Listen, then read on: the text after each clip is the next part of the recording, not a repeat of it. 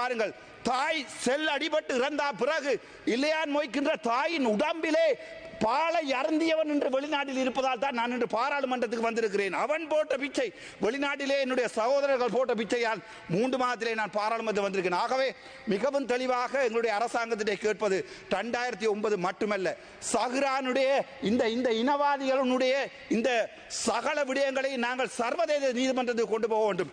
நாங்கள் எங்களுடைய நாட்டிலே உங்களுக்கே தெரியும், எல்லா அரசியல்வாதிகளும் எப்போதுமே டீல் அடித்துக் கொள்வார்கள். உங்களுக்கு வடிவா தெரியும், நல்லாட்சி என்று ஒன்று வந்தது, அதுக்கு பிறகு என்ன நடந்தது?